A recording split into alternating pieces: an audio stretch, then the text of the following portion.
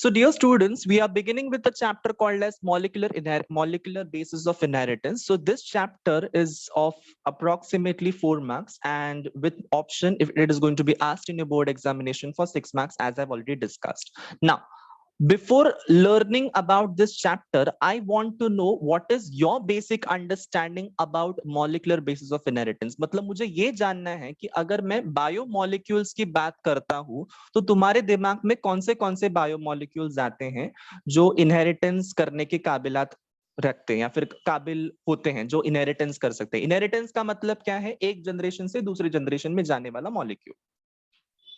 कौन सा मॉलिक्यूल है जो एक जनरेशन से दूसरे जनरेशन में ट्रैवल कर सकता है? बताइए। Very good Sujal, very good Piyush, very good Gupta siblings, it is DNA. DNA, D capital N capital A capital, whenever you write DNA अपने मन मर्जी से स्मॉल लेटर्स में बिल्कुल भी लिखना नहीं है। डीएनए ये तीनों के तीनों लेटर्स कैपिटल लेटर्स में ही होने चाहिए। बेसिक है ये, basic DNA. Now, when I say DNA, what do you mean by DNA? What is the full form of DNA? Is there any full form for DNA?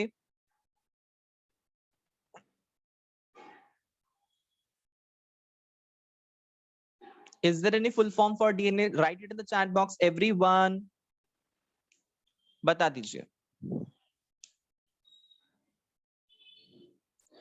Yes, Ameya, Sujal, Amrita ने answer दे दिया है। जल्दी जल्दी बाकी लोग भी आंसर टाइप कर लो। स्वप्निल ने भी दे दिया, गुप्ता सिबलिंग्स ने भी दे दिया, वेरी गुड। शुभम ने भी दे दिया, पीयूष ने भी दे दिया। Most of the students know about it कि डीएनए का full form is deoxyribo nucleic acid. Very good Vishal, Kartik, Piyush, Rutuja, everyone, very good. So deoxyribonucleic acid is the full form of DNA. Now, ये जो deoxyribonucleic acid है, ये होता कहां पे है? Where is it present? Deoxyribonucleic acid कहां पे होता है? मैंने लास्ट ईयर तुम लोगों को 11th स्टैंडर्ड में सेल स्ट्रक्चर एंड ऑर्गेनाइजेशन वाला चैप्टर सिखाया था। उसमें मैंने बताया था कि जो डीएनए का घर है वो कहां है? कहां होता है DNA? Very good, very good. So DNA is present inside the nucleus. Yes, Meenakshi, it is present inside the cell, but cell के कौन से हिस्से में होगा बेटा? सेल के न्यूक्लियस के अंदर होगा। सो सेल में बहुत सारे अलग अलग पार्ट्स होते हैं, अलग अलग हिस्से होते हैं, तो उसमें जो न्यूक्लियस रहता है, उस न्यूक्लियस के अंदर तुम्हारा क्या रहेगा? डीएनए रहेगा। डीएनए माने क्या? डीएनए माने जेनेटिक मटेरियल। मैंने कहा जेनेटिक मटेरियल मतलब इसके अंदर ऊपर जीन्स होने चाहिए, ठीक है। सो बहुत बार बच्चों को कंफ्यूजन होता है कि सर डीएनए क्या है, जीन क्या है, क्रोमोसोम क्या है, कुछ समझ में नहीं आ रहा है। With this today's lecture of mind you will be very much assured, तुम लोग के दिमाग में ना ये सारे कंफ्यूजन जो हो रही है ना, ये सारी चीजें बंद हो जाएंगी, क्योंकि ऐसा चैप्टर मैं सिखाने वाला हूं। मैं आज लिटरली मेन चैप्टर को हाथ भी नहीं लगाने वाला हूं, सिर्फ बेसिक डील करने वाला हूं, सिर्फ बेसिक। मतलब अगर हम लोग को जेनेटिक्स का ये बेसिक पता हो गया ना, कोई भी जेनेटिक्स का चैप्टर पानी कम चाहे, I can guarantee you that. ठीक है, एक एक चीज, एक एक वर्ड, एक एक लाइन इंपॉर्टेंट है। जो भी मैं आज के लेक्चर में डिस्कस कर रहा हूं, ये तुम्हारा बेस है, ये तुम्हारा फाउंडेशन है। Learn with me right here right now. Yo everyone say yo sir in the chat box.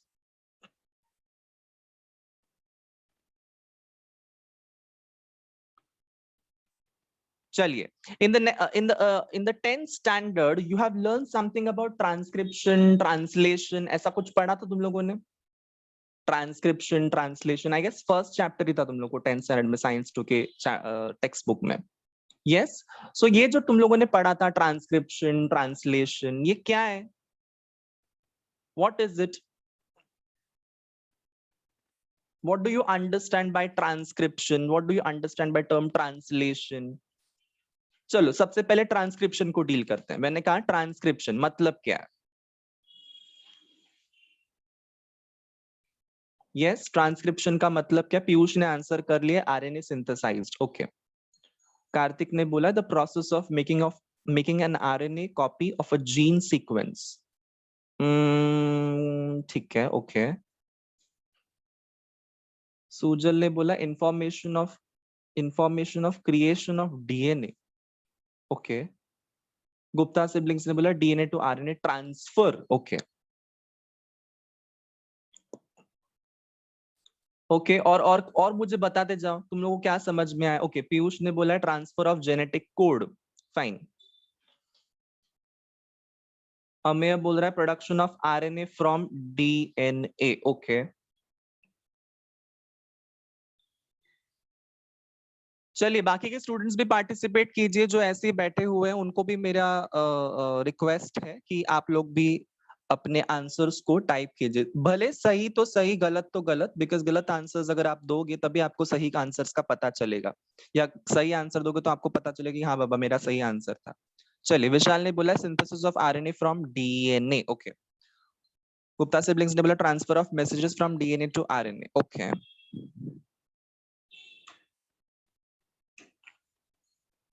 Anybody else wants to contribute? एक और मिनट है तुम्हारे पास में बोलने के लिए। अमृता ने बहुत बड़ा आंसर लिखा, let's see. Transcription is the process of making an RNA copy of a gene sequence, this copy is called as messenger RNA, mRNA, okay. Meenakshi ने लिखा है transcription is a synthesis of RNA to DNA, fine. RNA to DNA, okay. Varun ने लिखा है RNA copy of a gene sequence. Shubham ने लिखा transcription is the process of making RNA copy. Now stop writing and typing anything, just listen to me, stop doing anything, just listen to me and watch this slide. मैंने कहा DNA RNA protein, DNA RNA protein, ठीक है। So DNA RNA protein ये तीनों अलग अलग चीजें हैं। जब डीएनए से आरएनए बनता है हम लोग उस प्रोसेस को बोलते हैं ट्रांसक्रिप्शन। मैंने कहा जब डीएनए से आरएनए बनता है उस प्रोसेस का नाम है ट्रांसक्रिप्शन। जब आरएनए से प्रोटीन बनता है उस प्रोसेस का नाम है ट्रांसलेशन। इतना ही सिंपल आंसर है। जो तुम लोग इतना भारी भरकम इंग्लिश यूज करके जो जो कुछ बोल रहे थे उतना भारी भरकम कुछ भी नहीं है। The process of formation or synthesis of RNA from a DNA molecule is called as transcription. The process of formation of protein molecules from an RNA molecule is called as translation. Simple, simple है, समझ में आया? अगर DNA से RNA बन रहा है उसका नाम है ट्रांसक्रिप्शन, अगर आरएनए से प्रोटीन बन रहा है उसका नाम है ट्रांसलेशन। एरोस को फॉलो करो, डायग्राम में तुम लोग को एरोस भी दिखते रहेंगे तो उसको तुम लोग फॉलो करते रहो। देखो ये डीएनए है, ये डीएनए से आरएनए बना, कौन से प्रोसेस से, जिसका नाम है ट्रांसक्रिप्शन। ये आरएनए है, आरएनए से प्रोटीन बना, कौन से प्रोसेस से, उसका नाम है ट्रांसलेशन। सो डीएनए से आरएनए बना, आरएनए से प्रोटीन बना। मतलब प्रोटीन अगर हमको बनाना है प्रोटीन तो हमारे पास में डीएनए तो होना ही चाहिए। मतलब डीएनए क्या है?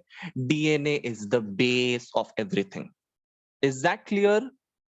मतलब डीएनए नहीं है तो आरएनए नहीं है, आरएनए नहीं है तो प्रोटीन नहीं है। समझ में आया? It is as good as कि सीमेंट और ब्रिक्स नहीं तो दीवार नहीं है, दीवार नहीं है तो पूरा पूरा का पूरा बिल्डिंग नहीं है। समझ में आया? सो डीएनए के वजह से आरएनए बनेगा, आरएनए की वजह से प्रोटीन बनेगा। सिंपल है ना। सबसे पहली बात तुम लोग के दिमाग में ये क्वेश्चन आना ही चाहिए कि ये प्रोसेसेस का नाम ट्रांसक्रिप्शन और ट्रांसलेशन रखने की वजह क्या है। ठीक है, सो ये प्रोसेस का नाम ट्रांसक्रिप्शन और ट्रांसलेशन रखने की सबसे मेन वजह क्या है ये तुम लोग को समझना चाहिए। जिसको पता है प्लीज आंसर टाइप करो। I am waiting for your answers to be scene.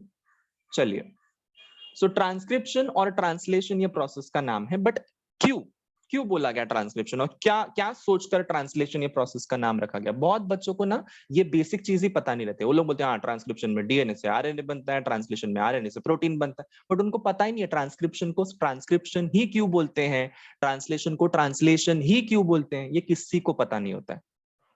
Literally लोग मास्टर्स कर जाते हैं, पीएचडी कर जाते हैं, बट उनको स्क्रिप्शन और स्लेशन में फर्क ही नहीं समझता है। ठीक है, सो आज के बाद मेरे स्टूडेंट्स इतने ज्यादा एफिशिएंट होंगे कि इस चीज को आंसर करेंगे। बताइए, जिसको भी जो भी आ रहा है, जो भी दिमाग में आ रहा है बता दीजिए कि क्यों लगता है तुम लोग को ट्रांसक्रिप्शन बोलना चाहिए, क्यों लगता है तुमको ट्रांसलेशन को ट्रांसलेशन बोलना चाहिए।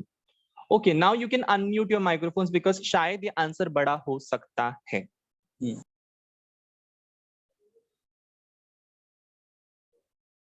जिसको भी आंसर करना है आप अनम्यूट कीजिए, बात कीजिए, वापस से आप म्यूट कर सकते हैं। बताइए।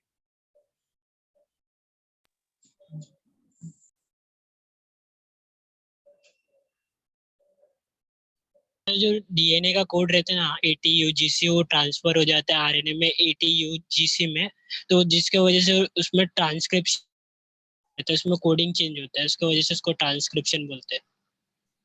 ओके, सो मुझे जितना समझा है उतना मैं समझाता हूँ। जो आपने बोला कि जो डीएनए का जो कोड है ATGC, वो ट्रांसफर हो जाता है AUGC जो कि आरएनए का कोड है, बराबर?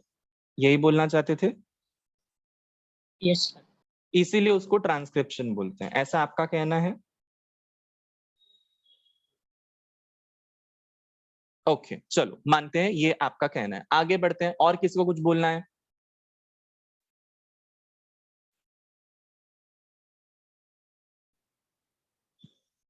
बताइए।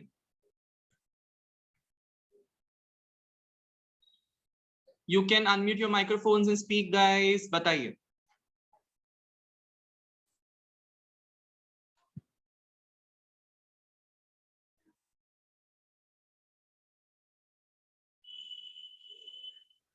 किसी को कुछ नहीं बोलना है? इंटरेस्टिंग। अच्छा चलो टाइप तो करो। डर गए क्या अनम्यूट करने से? हाँ ओके, सुजल ने कुछ तो लिखा है। Translation in that there is specific code to unlock the information stored in RNA. Sujal, can you explain this? Sir उसमें ना कुछ तो स्पेसिफिक कोड था, उसके वजह से अनलॉक करने के लिए था ना, फिर वो भूल गया। हाँ हाँ बोलो बोलो, बराबर है, बोलो। कुछ तो स्पेसिफिक कोड था, उसके वजह से जो उसके अंदर का ये था ना इंफॉर्मेशन कि प्रोटीन कैसे बनाना है, हाँ जिससे वो प्रोटीन बनेगा, तो उसके लिए कुछ स्पेसिफिक था।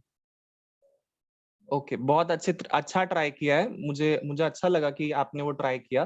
बट या थोड़ा बहुत सही था, थोड़ा बहुत हिला हुआ था concept, but I will explain it once again, तब तुम समझ जाना कि वो एग्जैक्टली क्या है। या और किसी को ट्राई करना है? Very good try guys, very good.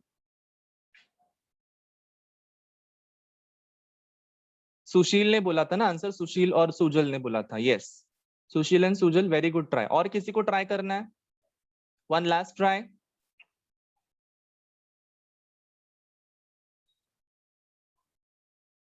Yes, इरजा, साक्षी, रितेश, विशाल, सृष्टि, अभिमन्यु, अक्षता, अमेय, अमृता, आनंद, आशु, गीता, गुप्ता सिबलिंग्स, हर्षिता, कार्तिक, मीनाक्षी, मिलिंद, नेहा, पीयूष, प्रणाली, राशि, ऋतुजा, सानिका, संतोष, शर्वरी, श्रेया, श्रुति, शुभम, स्नेहा, सृष्टि, सुजल, स्वप्निल, तनिषा, तनुजा, वैष्णवी, वरुण। इतने सारे लोग हैं आज के लेक्चर में, इतने सारे। आज आज एकदम फुल अटेंडेंस है। बताइए आपको क्या लग रहा है कि ट्रांसक्रिप्शन और ट्रांसलेशन के बीच में क्या फर्क है? हाँ बोलो मीनाक्षी। सर जब ये DNA टू RNA होता है ना, तो कॉपीड होता है, तो मैसेंजर RNA मतलब मैसेंजर RNA नहीं, मैसेंजर RNA ना DNA टू RNA का बीच का सीक्वेंस रहता है, इसलिए उसको ट्रांसक्रिप्शन बोलते हैं। ओके और ट्रांसलेशन में RNA टू प्रोटीन में क्रॉस मतलब क्रॉस होता है ना, इसलिए नहीं, ट्रांसलेशन का सर इतना नहीं पता, ट्रांसक्रिप्शन का यही है, मैसेंजर RNA रहता है इसलिए। Okay okay okay, thank you sir. हाँ लिंक्स होते हैं ना ATUGC, वो ATUGC को ट्रांसफर करता है, उसका ATUGC कन्वर्ट होता है ATUGC में, उसको वो अनलॉक करता है, मतलब उसको तोड़ता है और फिर ATUGC में कन्वर्ट करता है वो RNA, फिर उसको ट्रांसक्रिप्शन बोलते हैं। ओके, तो तुम लोग को पता है क्या मैंने ये तुम लोग को बातचीत करने का टाइम क्यों दिया? इसके पीछे का रीजन यही है कि तुम्हारे दिमाग में तुम लोगों ने इस चीज को लेकर, ट्रांसक्रिप्शन और ट्रांसलेशन को लेकर क्या सोच रखी हुई है ये मुझे देखना था।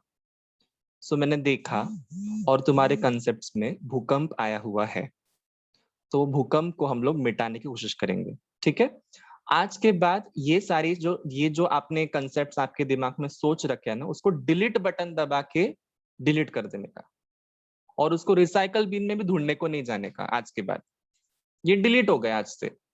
अब मैं जो सिखा रहा हूं वो परमानेंट मेमोरी बनाने का। इसके बाद वो मेमोरी कहीं पे भी जानी नहीं चाहिए।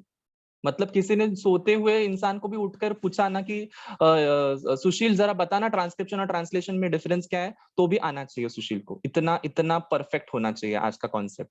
Yes everyone, all of you promise me yo. मैंने जानबूझ के तुम लोगों से ये बातचीत की ताकि मुझे पता चले कि तुम लोग कितने लेवल तक क्या क्या सोच रहे हो ट्रांसक्रिप्शन और ट्रांसलेशन के लिए, और मैं थोड़ा सा डर गया। तो अभी उस मेरे डर को मैं भगा रहा हूं और मैं अपने कंसेप्ट्स पढ़ा रहा हूं। आई कैन अंडरस्टैंड कि genetics could be very difficult for us to understand, but मैं तुम लोग के लिए वो जेनेटिक्स सिंपल करना चाहता हूं, इसलिए समझो। ठीक है, बहुत सिंपल तरीके से समझा रहा हूं मैं, बहुत सिंपल तरीके से, एकदम लेमैन लैंग्वेज में। मतलब तुम बायोलॉजी स्टूडेंट भी नहीं होते तभी तुमको समझ में आएगा, ऐसे लैंग्वेज में मैं समझाऊंगा आज। Listen, let's say for example हम लोग एक्टर्स हैं। ओके, हम लोग एक्टर्स हैं और हम लोग एक्टिंग करते रहते हैं, हमारा यही काम धंधा। हम लोग बायोलॉजी कुछ पढ़ते नहीं है ना। इमेजिन करो कि हम लोगों को एक बहुत अच्छा रोल मिलने वाला है, हम सबको एक ही फिल्म में एक बहुत अच्छा रोल मिलने वाला है।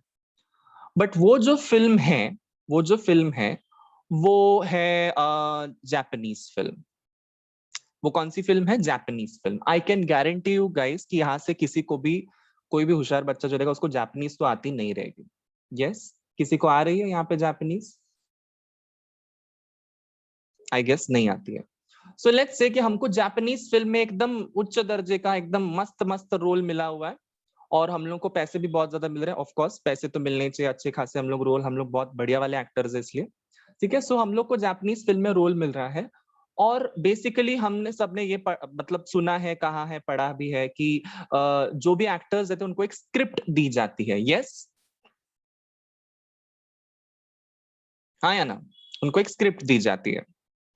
ठीक है, सो अगर वो स्क्रिप्ट पूरी की पूरी जापानीज में लिखी होगी, पूरी की पूरी जापानीज में लिखी होगी, तो क्या तुमको रीड करने आता रहेगा? जापानीज हैंडराइटिंग है, पूरा जापानीज लेटर्स, जापानीज चीजों से लिखी हुई रहेगी, क्या तुम लोग रीड कर पाओगे?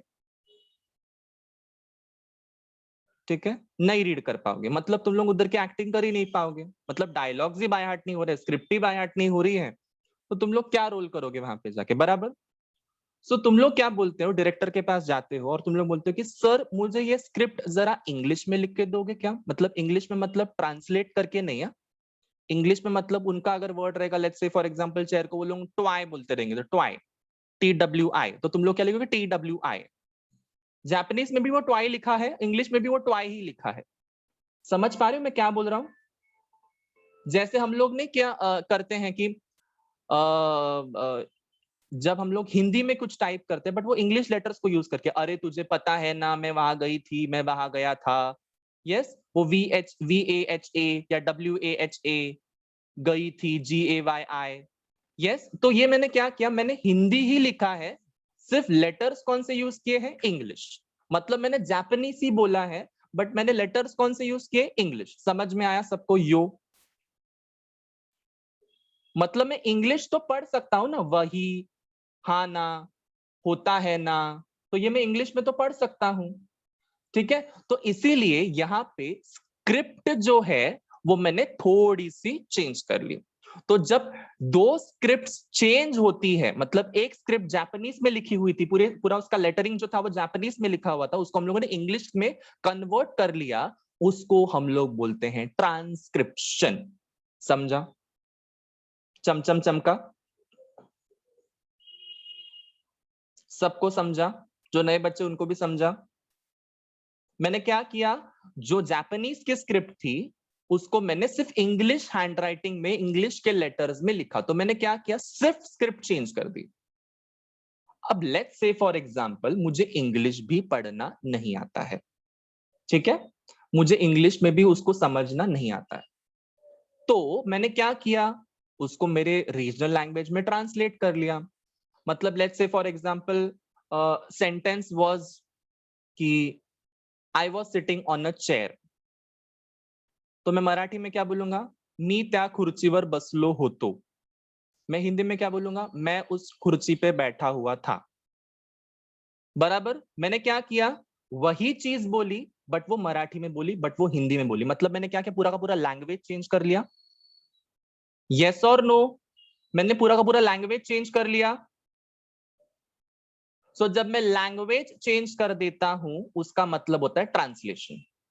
मैंने स्क्रिप्ट चेंज किया उसका मतलब है ट्रांसक्रिप्शन, मैंने लैंग्वेज चेंज की उसका मतलब है ट्रांसलेशन। जिसको जिसको समझा drop a heart in the chat box अभी के अभी।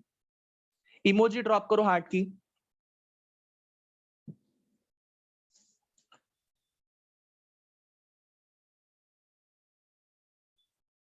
ठीक है, सो डीएनए से आरएनए जब बना तो होता है ट्रांसक्रिप्शन, मतलब स्क्रिप्ट चेंज हुई है। आरएनए से जब प्रोटीन बना तो होता है ट्रांसलेशन, मतलब लैंग्वेज चेंज हुई है। अब तुम मुझे बोलोगे कि सर हमको कैसे समझा कि स्क्रिप्ट चेंज हुई, हमको कैसे समझा कि लैंग्वेज चेंज हुई। तो डीएनए की अपनी जो स्क्रिप्ट है वो स्क्रिप्ट में क्या लिखा रहता है, ATGC, capital letter A, capital letter T, capital letter G, capital letter C, सब कुछ कैपिटल। ATGC ये क्या है, किसकी स्क्रिप्ट है, ये डीएनए की स्क्रिप्ट है, मतलब जापानीज भाषा। ठीक है, उसको मैंने क्या किया, आरएनए में कन्वर्ट किया, मतलब मेरी इंग्लिश में लिखा मैंने। ठीक है, सो जब मैंने उसको इंग्लिश में लिखा तब मैंने क्या किया, थोड़ा सा चेंज किया ना, उसको लेटर्स चेंज किया ना मैंने उसके, बराबर। तो मैं लेटर्स क्या चेंज करूंगा, ATGC के जगह पे AUGC, मतलब टी के जगह पे क्या आया बच्चे लोग, यू। टी के जगह पे क्या आया बच्चे लोग आरएनए में, यू। टी के जगह पे क्या आता है आरएनए में, यू। बाकी सब लेटर सेम। ATGC इधर था डीएनए में, AUGC इधर था आरएनए में। मतलब मैंने क्या की, थोड़ी सी हल्की सी स्क्रिप्ट चेंज कर दी, टी के जगह पे यू लगा दिया, टी के जगह पे यू लगा दिया, इसलिए मैं क्या बोलता हूं, ऐसे प्रोसेस को ट्रांसक्रिप्शन। सबको समझा, drop heart in the chat box.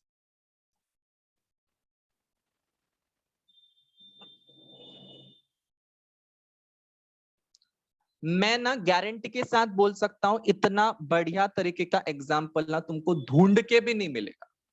I am saying this with a great pride, क्योंकि मैंने ये एग्जाम्पल ना लिटरली सोच सोच के मेरा दिमाग कैसे परेशान हो गया था कि मैं कैसे बच्चों को इस चीज को इजी वे में समझा सकता हूं। I have literally done research on it कि मैं कैसे समझाऊं, तो मुझे फाइनली एक चीज मिल गई। सो अगर तुम्हारे डीएनए की जो स्क्रिप्ट है वो कह रही है कि उसमें स्क्रिप्ट में क्या होगा, ए होगा। ठीक है, स्क्रिप्ट में क्या होगा, ए होगा। स्क्रिप्ट में क्या होगा, टी होगा। स्क्रिप्ट में क्या होगा, जी होगा। और स्क्रिप्ट में क्या होगा, सी होगा। तो डीएनए की स्क्रिप्ट क्या बोल रही है, ATGC। ठीक है, बट आरएनए की स्क्रिप्ट क्या बोलती है, AUGC।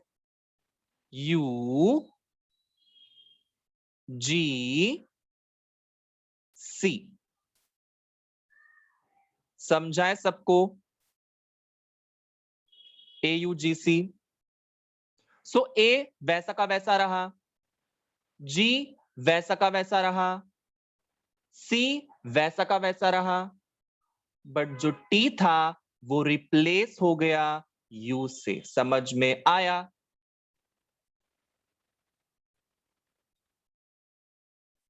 Is that clear, everyone? Now, one more important thing which we should remember कि अगर डीएनए से आरएनए में स्क्रिप्ट चेंज हो रही है तो आरएनए से प्रोटीन में डायरेक्ट लैंग्वेज ही चेंज होती है। मतलब मैं इंग्लिश बात कर रहा था, कल उठकर मैं मराठी में बात करूंगा उस चीज को, या कल उठकर मैं हिंदी में बात करूंगा, या कल उठकर मैं गुजराती में बात करूंगा, या कल उठकर मैं मलयालम लैंग्वेज में बात करूंगा। ठीक है, मैं कुछ भी बोल सकता हूं, मतलब मैंने लैंग्वेज चेंज कर दी, डायरेक्ट लैंग्वेज चेंज कर दी।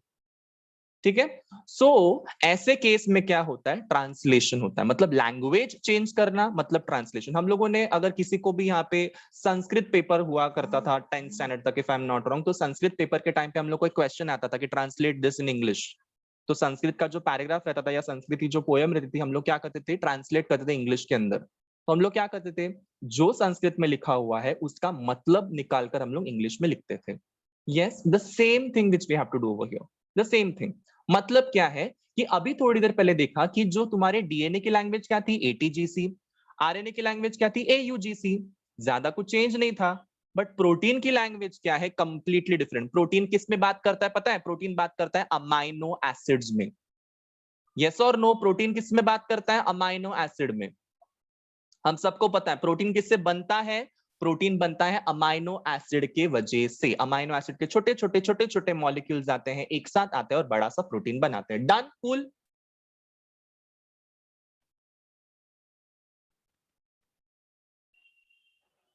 सो एटीजीसी एयूजीसी कहा और अमाइनो एसिड का, पूरी लैंग्वेज ही चेंज होगी। तो क्या हो गया, ट्रांसलेशन। समझाए सबको?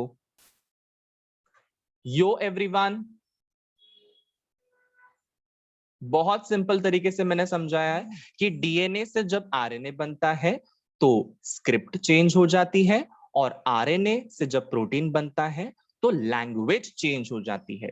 लैंग्वेज चेंज होना मतलब न्यूक्लियोटाइड्स की जो भाषा में डीएनए आरएनए बात कर रहे थे, अब प्रोटीन्स कौन से भाषा में बात करेगा, अमाइनो एसिड के लैंग्वेज में बात करेगा। ये तुम्हारे मॉलिक्यूल्स की लैंग्वेज बोल सकते हो तुम लोग एक प्रकार की, ठीक है। लिटरली ये लैंग्वेज नहीं बोलते हैं, बट तुम लोग ऐसे तरीके से ले सकते हो जिससे तुम्हारे दिमाग में वो अच्छे से फिट हो जाए कि डीएनए की भाषा क्या है। तो भाई साहब मेरी भाषा है न्यूक्लियोटाइड। न्यूक्लियोटाइड कौन से यूज कर रहा हूं मैं, तो adenine, guanine, thymine, cytosine, that is ATGC. तुम्हारे आरएनए की भाषा क्या है, तो न्यूक्लियोटाइड। तो न्यूक्लियोटाइड में क्या थोड़ा सा डिफरेंस है, तो एडेनिन है, गुआनिन भी है, साइटोसिन भी है, सिर्फ थाइमिन के जगह पे क्या है, यूरासिल है। So A U G C. But protein का क्या है, मैं तो न्यूक्लियोटाइड की भाषा में बात ही नहीं करता हूं, मैं किसकी भाषा में बात करता हूं, अमाइनो एसिड की भाषा में बात करता हूं। Understood everyone?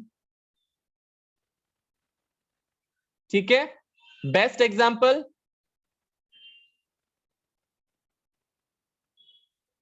चलिए फिर इसी के साथ में हमारा सेंट्रल डॉगमा रेडी हो गया। Now what do you mean by central dogma, ये बड़ा बड़ा नाम कहां से ला रहे हो सर आप?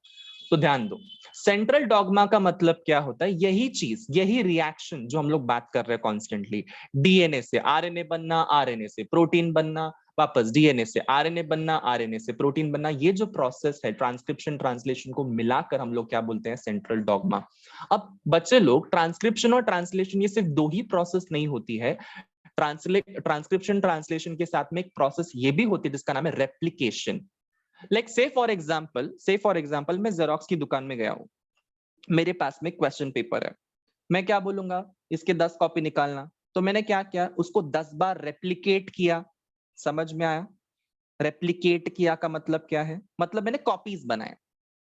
मैंने ओरिजिनल वैसे ही रखा, बट ओरिजिनल से क्या किया, मैंने डुप्लीकेट कर करके कॉपी बनाए। मतलब क्या है, duplication of DNA is called as replication. Write it down, duplication of DNA is called as replication. लिखा सबने, DNA duplication is called as replication. So DNA से जब आरएनए बनता है उस प्रोसेस का नाम है ट्रांसक्रिप्शन। आरएनए से जब प्रोटीन बनता है उस प्रोसेस का नाम है translation. DNA to RNA transcription, RNA to protein translation. और डीएनए से डीएनए भी बनता है, मतलब डीएनए जो है उसका कॉपी बनाकर डीएनए बन सकता है। मतलब एक प्रोसेस है, एक एंजाइम के जरिए हम लोग प्रोसेस करते हैं उस चीज को। मतलब ज्यादा डिटेल में अभी मत समझो, इतना ही समझो कि डीएनए से डीएनए भी बन सकता है, उस प्रोसेस का नाम है रेप्लिकेशन। डीएनए से आरएनए बन सकता है, उस प्रोसेस का नाम है ट्रांसक्रिप्शन। आरएनए से प्रोटीन बन सकता है, उस प्रोसेस का नाम है ट्रांसलेशन। नाउ किसी किसी के दिमाग में एकदम खुराफाती आइडिया आएगी, सर हम लोग डीएनए से डायरेक्ट प्रोटीन क्यों नहीं बनाते? नहीं बन सकता है, नहीं बन सकता है। सर हम लोग प्रोटीन से आरएनए क्यों नहीं बना सकते? नहीं बन सकता है। डीएनए से आरएनए बन सकता है, आरएनए से प्रोटीन बन सकता है, बट प्रोटीन से आरएनए उल्टा कभी नहीं जाएगा। प्रोटीन से कभी आरएनए नहीं बनेगा, आरएनए से कभी डीएनए बनेगा। यस, आरएनए से डीएनए बनता है, ऐसी प्रोसेस अवेलेबल है। मतलब ये वाली प्रोसेस अवेलेबल है कि आरएनए से डीएनए बनने वाली प्रोसेस अवेलेबल है, बट प्रोटीन से आरएनए बनाने वाली प्रोसेस अवेलेबल नहीं है। समझा? नेचुरली नेचर में डीएनए से आरएनए बन सकता है, आरएनए से भी डीएनए बन सकता है, ये नेचुरली ऑकर होता है। ठीक है, समझ में आया सबको? बट प्रोटीन से कभी आरएनए नहीं बना है जिंदगी में, उल्टा कभी नहीं होता है, सीधा जाएगा वो। ठीक है ना, जब भी कभी हम लोग उल्टी चीज की बात करेंगे, okay sir can you tell little bit loud? Okay, मेरी आवाज आज बहुत कम आ रही है क्या? Just want a quick review about it, क्योंकि मैं मेरे शाउट करके लिटरली बोल रहा हूँ, इसलिए मुझे लगा कि मेरी आवाज कम आ रही है। जिस भी बच्चे को मेरी आवाज कम आ रही है, प्लीज अपने वॉल्यूम को बढ़ाओ, अपने वॉल्यूम को बढ़ाओ, अपने डिवाइस के वॉल्यूम को बढ़ाओ। ठीक है, नहीं तो घर में चिल्लाते बैठोगे। या so DNA to RNA is called as transcription. तो अगर मैं रिवर्स जा रहा हूं तो उसको मैं क्या बोल सकता हूं? Reverse transcription, RT. समझा? डीएनए से जब आरएनए बनता है तो उसको हम लोग ट्रांसक्रिप्शन बोलते हैं। तो अगर मैं उल्टा गया तो मैं क्या बोलूंगा? आरएनए से डीएनए बना। तो क्या प्रोसेस है? उस प्रोसेस की नाम क्या है? Reverse transcription. मतलब replication, transcription, reverse transcription, translation, ये किसका पार्ट है बच्चे लोग? ये सेंट्रल डॉगमा का पार्ट है।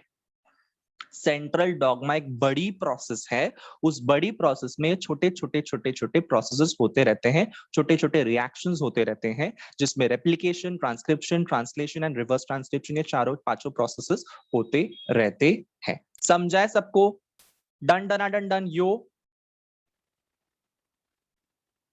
ये बेसिक कर रहा हूं, मैं बहुत बेसिक कर रहा हूं, अभी तक मैंने चैप्टर को छुआ भी नहीं है, मैं चैप्टर के 10 किलोमीटर दूर भी नहीं हूं, बहुत दूर हूं मैं अभी भी चैप्टर के। मैं तुम लोग को बेसिक क्यों करवा रहा हूं ये चीजें? बिकॉज ये सारे बेसिक चीजों की जरूरत तुमको ओरिजिनल चैप्टर में पढ़ने वाली है।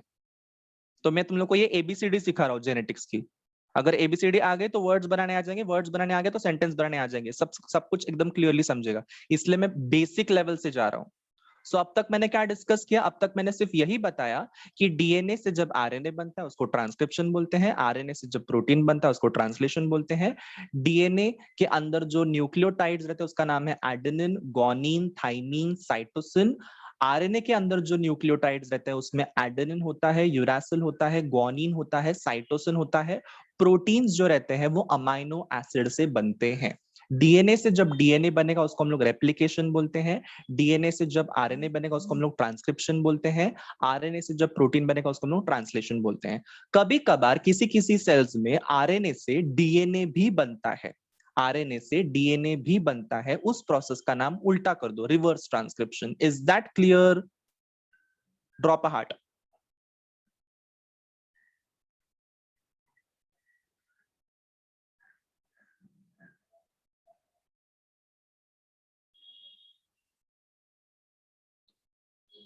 यस, बहुत सारे बच्चों ने मुझे ऑलरेडी ये चीज बता दी थी कि सर ये जो हमारा जो डीएनए है वो न्यूक्लियस के अंदर है, न्यूक्लियस के अंदर। एक ब्यूटीफुल सा डायग्राम तुम्हारे स्क्रीन के ऊपर अभी प्रेजेंट कर रहा हूं मैं, जिसमें तुम लोगों को क्लियरली दिखाई दे रहा है कि जो डीएनए है वो तुम्हारे न्यूक्लियस के अंदर है। ठीक है, जो डीएनए है वो तुम्हारे न्यूक्लियस के अंदर है। सो ये जो न्यूक्लियस के अंदर वाला जो डीएनए है, just a minute, now What was I discussing? I was discussing about cell के अंदर एक स्ट्रक्चर होता है जिसका नाम है न्यूक्लियस। ओके, सेल के अंदर एक स्ट्रक्चर होता है जिसका नाम है न्यूक्लियस, उस न्यूक्लियस के अंदर होता है डीएनए। अब सबके दिमाग में एक क्वेश्चन है, सर फिर क्रोमोसोम कहां से आया? क्रोमोसोम ये जरूर आपके दिमाग में क्वेश्चन आया। वाओ, नेहा गुप्ता,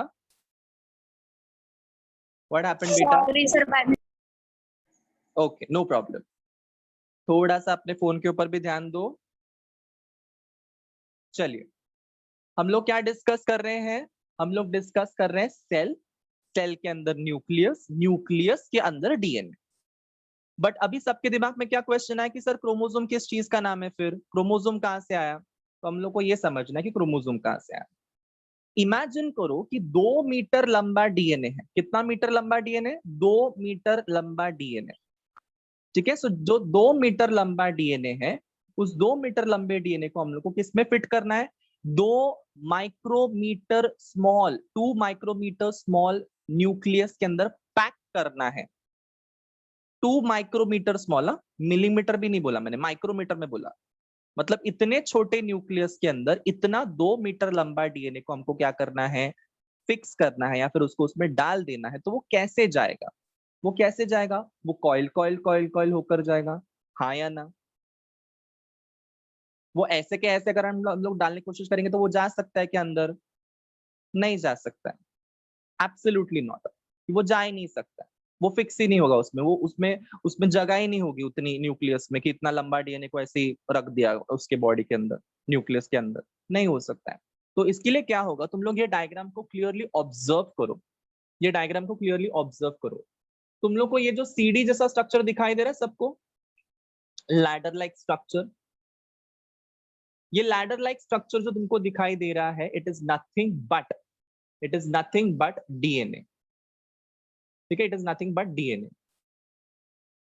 ओके, जो भी बच्चे एक्स्ट्रा एक्स्ट्रा चीजें टाइप कर रहे हैं उनके लिए मेरे मेरे मेरे पास में खास डिस्क्लेमर है, do not type anything right now.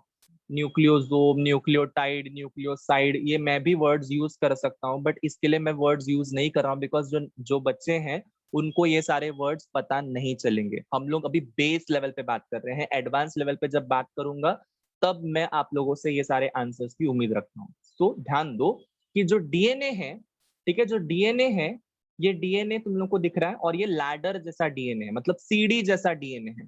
ठीक है, तो सीडी जैसा डीएनए है, और ये सीडी जैसा डीएनए तुम लोग देख सकते हो कि कैसे यहाँ पे एक प्रोटीन है जिसका नाम है हिस्टोन। प्रोटीन का नाम क्या है? Histone, HISTONE।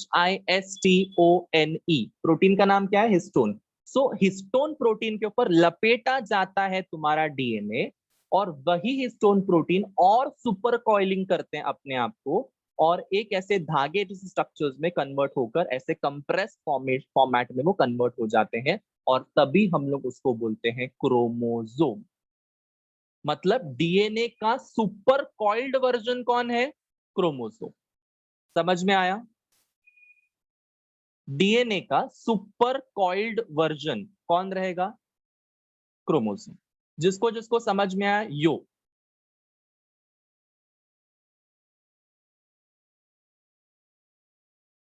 Just type yo in the chat box if you have understood everything. Fine. चलिए, मैंने क्या बोला? डीएनए एक सीडी जैसा स्ट्रक्चर, एक लैडर जैसा स्ट्रक्चर है जो हिस्टोन प्रोटीन के ऊपर लपेटा जाएगा, और ये हिस्टोन प्रोटीन कंप्रेस होके और ज्यादा सुपर कॉइलिंग करेगा, और सुपर कॉइलिंग करने के बाद में जो स्ट्रक्चर हमको मिलता है that is called as chromosome. अब ये जो क्रोमोसोम है वो इतना टाइनी है, इतना छोटा है कि वो आराम से तुम्हारे न्यूक्लियस में फिट हो सकता है। कोई मुझे बता सकता है एक सेल के एक न्यूक्लियस में कितने क्रोमोसोम्स होते हैं? एक सेल के एक न्यूक्लियस में कितने क्रोमोसोम्स होते हैं? सेल डिवीजन के चैप्टर में हम लोगों ने ये पूरा पढ़ा हुआ था। तो एक सेल के एक न्यूक्लियस में कितने क्रोमोसोम्स होने चाहिए? Any idea about it?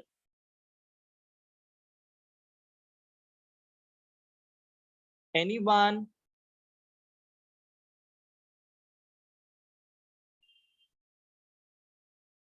Anyone? Question सबको समझा कि एक सेल है, उसके पास में अपना न्यूक्लियस है, वो न्यूक्लियस के अंदर क्रोमोसोम्स है, तो वो कितने होने चाहिए न्यूक्लियस के अंदर के क्रोमोसोम्स?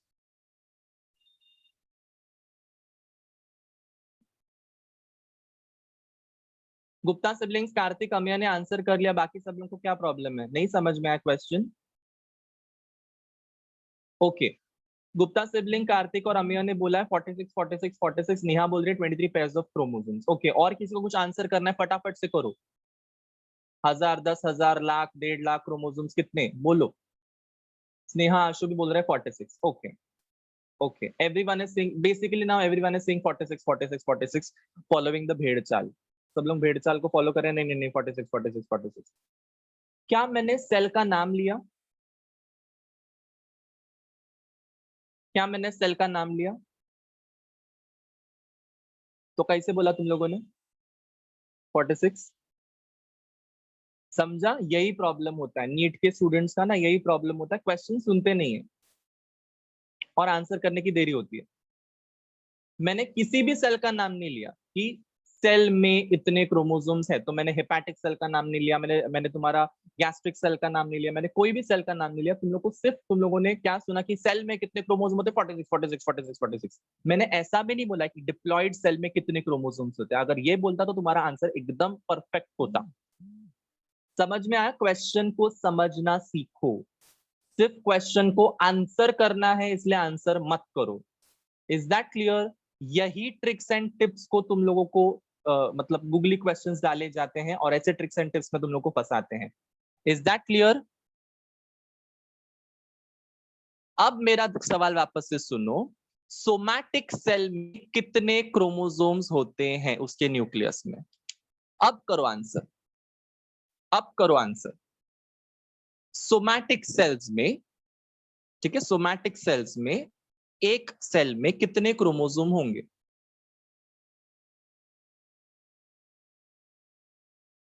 उसके अंदर होते हैं 46 chromosomes. Understood everyone? Very good.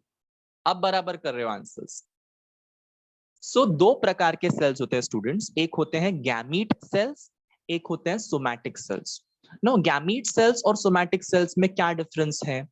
Gamete sales जो रहते हैं वो स्पर्म और ओवम रहते हैं ह्यूमंस के केस में। सो उसमें उसमें जो क्रोमोसोम का नंबर रहेगा वो रहेगा 23 23 23 23। जितने भी सेल्स रहेंगे वो हर एक सेल में 23 नंबर ऑफ क्रोमोसोम रहेंगे। मतलब एक स्पर्म है तो एक स्पर्म में कितना रहेगा क्रोमोसोम? 23। एक ओवम है तो एक ओवम में कितना रहेगा क्रोमोसोम? 23। समझ में आया? मतलब गैमीट्स में बेसिकली कितने क्रोमोसोम्स रहेंगे? 23। बट जब मैं सोमैटिक सेल की बात करता हूं तब सोमैटिक सेल्स में कितने रहेंगे बच्चों लोग chromosomes? 46। Now what do you mean by somatic cell? Somatic cell मतलब वो सेल जो अपने गैमीट्स को छोड़कर जितने भी बॉडी के सेल्स हैं वो सारे के सारे सोमैटिक सेल्स हैं। मतलब हमारे किडनी के सेल, हमारे लिवर के सेल, हमारे ब्रेन के सेल, हमारे एपिथेलियल के सेल्स, जो भी सेल्स हैं हमारे बॉडी में, जितने भी सेल्स हैं हमारे बॉडी के अंदर, वो सारे के सारे सेल्स का नाम क्या है? Somatic cells. कॉमनली उसको हम लोग क्या बोल सकते हैं? Somatic cells. Understood everyone? Somatic cell और गैमेटिक सेल्स में डिफरेंस।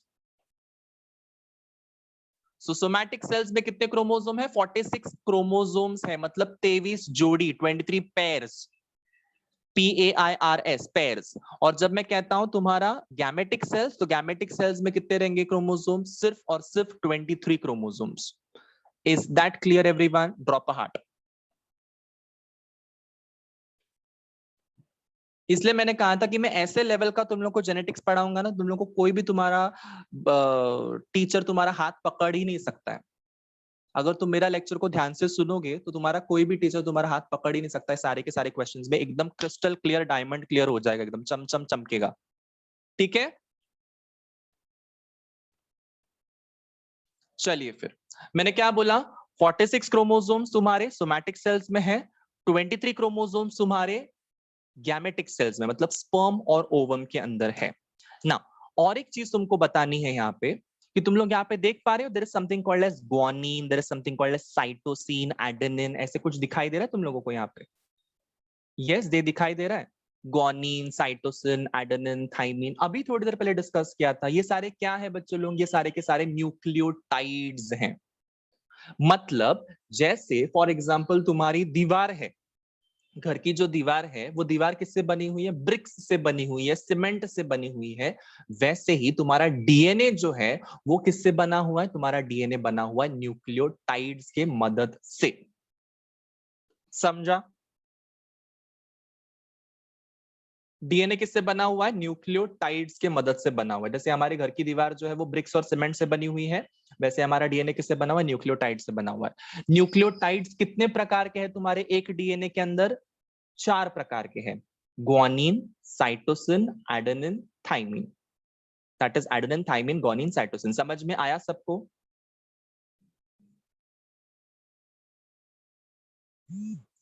सबको समझ में आया?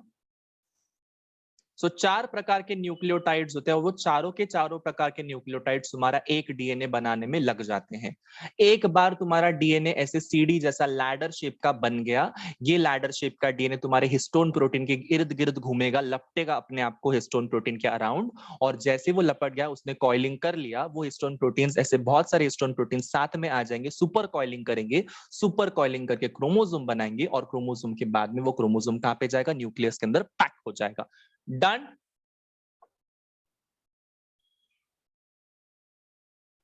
समझा? Okay. Now one more question which I have in front of you guys, that is what is genes? ये genes कहां पे होते हैं? तुम लोग को डायग्राम में देख के समझ में आ जाएगा कि genes कहां पे होते हैं। बताइए क्या समझते हो genes के बारे में? What is genes?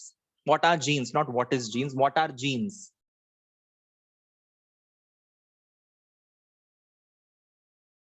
Okay, Gupta siblings ने बोला कोड और code of DNA. Fine, okay. और कुछ किसी को बोलना है? बोलते रहो, गलत तो गलत, सही तो सही, बिकॉज अगर गलत बोलोगे तो सही आंसर का पता तो चलेगा तुमको।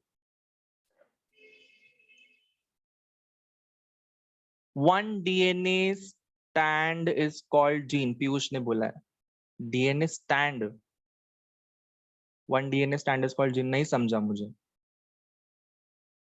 यस, बाकी सारे लोग आंसर करो। Good try both of you, Gupta siblings and Piyush, very good. Yes, I am waiting for your answers guys कि जीन का मतलब क्या है। जीन क्या समझते हो जीन्स के मतलब से? जो पहनते हो वो जीन्स नहीं है, वो जीन का स्पेलिंग अलग है, ये जीन का स्पेलिंग अलग है। वो JEANS है, ये GENES है। जीन्स। ओके, ऋतुजा ने बोला it is made up of DNA. Gene is made up of DNA, you want to say Rutuja? Is this your answer? Okay okay, और किसी को कुछ बोलना है? चलो क्विक क्विक क्विक, इतना क्यों इजीनेस, फटाफट से आंसर करो। जो भी आपके दिमाग में आता है उस चीज के बारे में बताते जाओ। चलो, yes everyone. Okay, Gupta siblings ने बोला single strand of DNA. Kartik बोल रहा है genes are sequence of DNA. Meenakshi बोल रही है heredity which transform from parent to offspring. Gupta sibling ने बोला इज जीन। अमृता बोल रही है genes carry the information that determines your traits. Very good try Amrita, very very good try, I am happy to see that.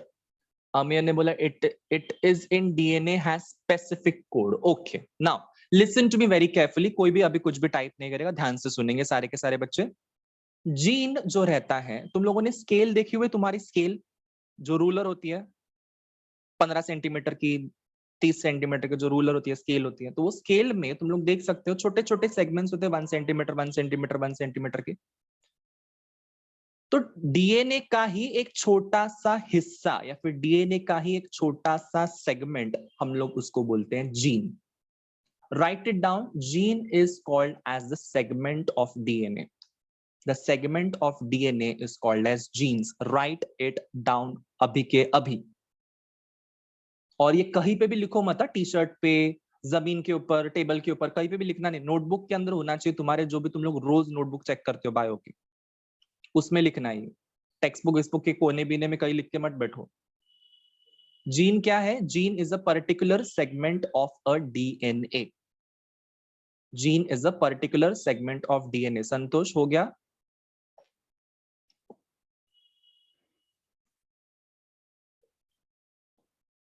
Okay. अब सबके दिमाग में एक सवाल जरूर आया है कि सर फिर जीन है तो जीन का क्या कुछ यूज है? तो हाँ है। मतलब तुम्हारे जो बॉडी का जो कलर है, कॉम्प्लेक्शन है, मतलब कोई ज्यादा डार्क होता है, कोई ज्यादा फेयर होता है, वो किसके वजह से है? तुम्हारे जीन्स के वजह से है। तुम्हारा नाक कुछ ज्यादा स्ट्रेट होता है, किसी किसी का नाक थोड़ा सा चपटा होता है, वो किसके वजह से? तुम्हारे जीन्स के वजह से। तुम्हारे बाल स्ट्रेट है, तुम्हारे बाल कर्ली है, तुम्हारे बाल वेवी है, वो किसके वजह से है? वो जीन्स के वजह से। किसी किसी के बाल बहुत ज्यादा सिल्की होते हैं, किसी किसी के बाल बहुत ज्यादा रफ होते हैं, किसकी वजह से? जीन्स के वजह से। तुम्हारे आंखों का कलर ब्राउन है, ग्रीन है, ब्लू है, ब्लैक है, डार्क ब्राउन है, वो किसकी वजह से है? जीन्स की वजह से है। तुम लोग मेल हो, तुम लोग फीमेल हो, किसकी वजह से है? जीन्स की वजह से है।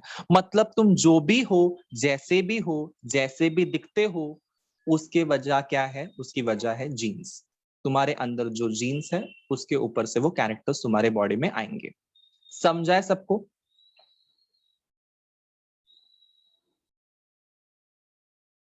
सबको समझा है कि जीन क्या है? Gene is a particular segment of DNA. वो क्यों होती है? जस्ट बिकॉज तुम लोगों के अंदर जो भी कैरेक्टर्स है, तुम्हारे जो गुण हैं, तुम्हारे जो क्वालिटीज हैं, वो क्वालिटीज किस वजह से हैं? Just because of your gene. ठीक है, मतलब अगर let's say for example you want to say कि मेरी हाइट बहुत ज्यादा है, it is because of good genes what I have. मेरी हाइट ज्यादा नहीं है, that is because of genes what I have. मैं बहुत ही ज्यादा फेयर दिखता हूँ, it is because of genes what I have received from my parents. Yes, मतलब जो भी तुम्हारे जीन्स तुम लोग अपने पेरेंट्स से विरासत में लेते हो, उसको हम लोग क्या बोलते हैं? जीन्स। समझ में आया? Is that clear? So basically तुम तुम्हारे पेरेंट्स से क्या ले रहे हो? तुम तुम्हारे पेरेंट्स से क्रोमोसोम ले रहे हो। क्या ले रहे हो बच्चों लोग? तुम तुम्हारे पेरेंट्स से क्रोमोसोम ले रहे हो। क्रोमोसोम के ऊपर क्या है बच्चों लोग? क्रोमोसोम के ऊपर डीएनए लपेटा हुआ है, और डीएनए के ऊपर क्या है? सेगमेंट सेगमेंट में जीन्स हैं। मतलब इन शॉर्ट हम लोग क्या बोल सकते हैं? हमारे पेरेंट्स के पास से हमको जीन्स मिलता है। क्लियर? यस, अमेय ने एक बहुत बेहतरीन क्वेश्चन पूछा हुआ है कि फैट एंड थिन होना भी जीन के वजह से है क्या? Very good question Amey. Fat और थिन होना जो है, ये तुम्हारे जीन्स के वजह से ही है। मतलब तुम्हारा बॉडी का जो स्टेचर है, तुम्हारे बॉडी का जो ओवरऑल अपीयरेंस है, वो सारा का सारा ना टोटल अमाउंट ऑफ जीन्स के वजह से। मतलब तुम्हारी जीन्स कैसे काम करती है, कैसे काम नहीं कर रही है, उसके वजह से है। अगर जीन मतलब अगर तुम्हारी जीन कुछ एंजाइम्स बनाने में फेल हो जाते हैं जो मेटाबॉलिज्म में काम करेंगी, ठीक है, तुम्हारी जीन का काम धंधा होता है, हर एक जीन का अपना अपना काम धंधा रहता है। तो जीन अगर तुम्हारी मेटाबॉलिज्म वाले एंजाइम्स बनाना बंद कर देगी, तो वो फैट अक्यूमुलेशन होगा और बॉडी में ज्यादा फैट स्टोर हो जाएगा और वो ज्यादा मोटा दिखेगा वो इंसान। और तुम्हारा मेटाबॉलिज्म अगर फास्टर रहेगा, मतलब जीन्स बहुत ज्यादा एंजाइम बना रहा है और फास्टर मेटाबॉलिज्म हो रहा है, तो उस टाइम पे क्या होगा कि तुम पतले दिखोगे।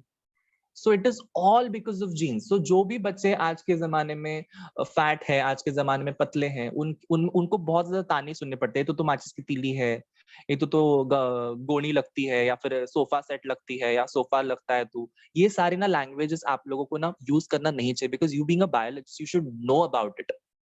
You should literally know about it कि ये सारे जो चीजें हैं ये कंट्रीब्यूट करते हैं। जीन्स के वजह से सब कुछ होता है।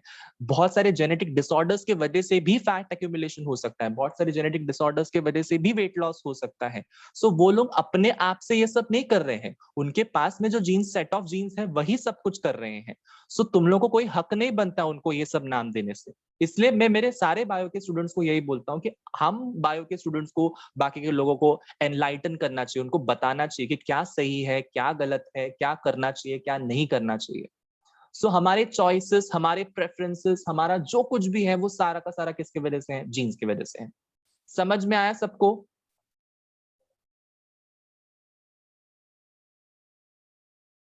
Is that clear everyone? Just drop part in the chat box everyone. मजा आ रहा है आज के लेक्चर में? कुछ नया नया सीख रहे हो? यस और no? Something out of the box? Because ये सारी चीजें ना समझना, सोचना बहुत बहुत ज्यादा जरूरी है। बिकॉज अगर ये नहीं समझोगे अभी के टाइम पे, तो बहुत ज्यादा आगे प्रॉब्लम हो सकता है। That's why you should learn, you should memorize, you should understand, you should enlighten people about it and make things aware and make things beautiful for the people who are very underprivileged. मतलब जिनको पता नहीं होता है वो लोग क्या करते हैं कि अरे ये तो मेरे पहले पहले जन्म के कर्म थे, इसलिए मैं ऐसी पैदा हुई, ऐसे पैदा हुआ। ऐसा कुछ नहीं होता है कर्म वरम। जो भी तुमको जीन्स मिलता है उसी जीन्स के वजह से ही तुम लोगों के बॉडी में वो सारे कैरेक्टर्स हैं। We are biologist, we shouldn't believe in any kind of superstition. कर्म वरम ऐसा कुछ नहीं होता है। जो भी करते हो वो इधर ही भर के जाते हो, पिछले जन्म का इधर भरने के लिए नहीं आए हो तुम लोग। समझ में आया सबको?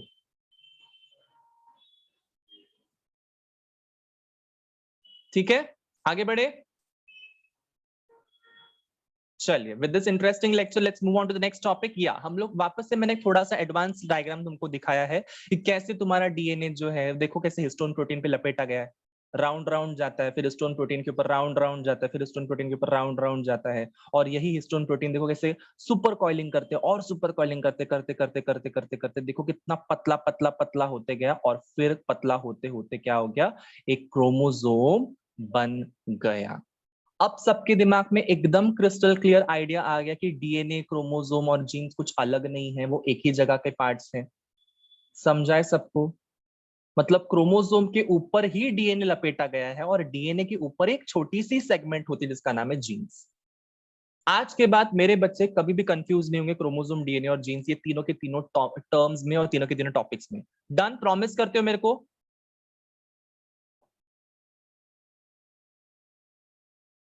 ठीक है, आगे बढ़ते हैं फिर इसी के साथ में।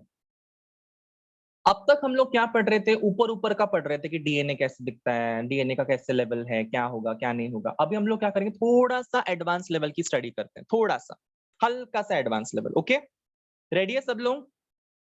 एवरीवन आगे बढ़े, चलो।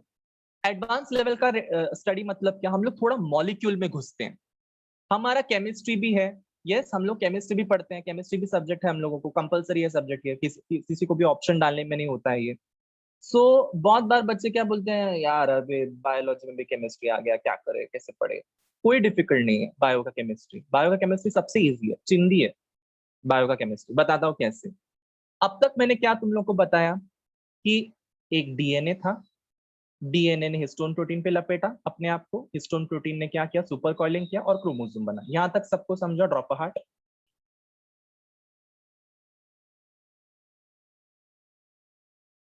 यस। इसके बाद में मैंने तुमको क्या डिस्कस करवाया कि there is a structure called as nucleotide. Yes, nucleotide.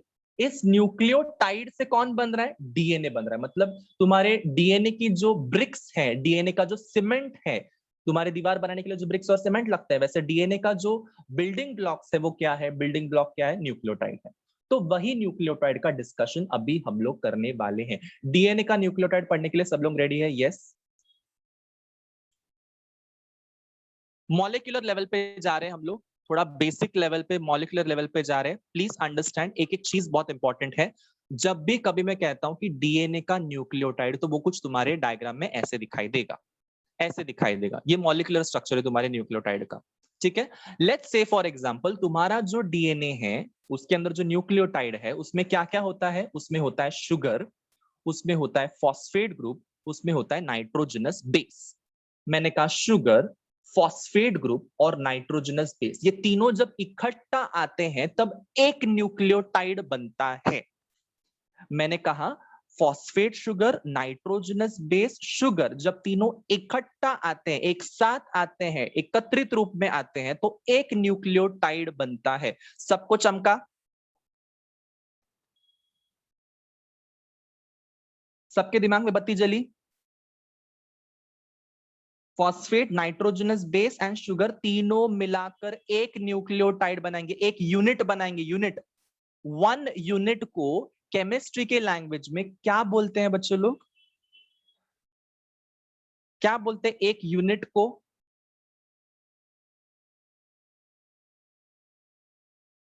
Yes everyone, simple है, सिंपल है, सिंपल है। Very good Gupta siblings, Amrita very good. Monomer, monomer का नाम सुना है सबने? मोनोमर, मोनोमर एंड पॉलीमर सुना रहेगा ना कभी ना कभी। सो इमेजिन करो कि डीएनए क्या है, डीएनए है तुम्हारा पॉलीमर, तो मोनोमर क्या होगा, न्यूक्लियोटाइड। सिंपल, मतलब बहुत सारे मोनोमर्स साथ में आए और एक पॉलीमर को बनाया। रिपीटिंग यूनिट्स जो थे, मोनोमर मतलब क्या है कि जो रिपीटिंग यूनिट्स है, एक यूनिट रहेगा उसको हम लोग मोनोमर बोलते हैं, और ऐसे बहुत सारे रिपीटिंग यूनिट्स एक साथ आते हैं उसको हम लोग क्या बोलेंगे, polymer.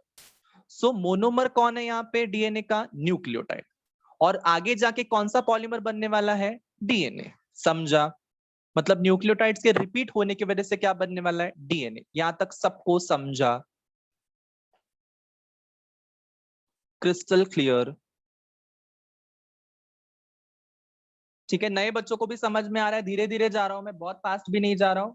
Please understand. If you are not understanding anything, stop me then and there and ask me the questions.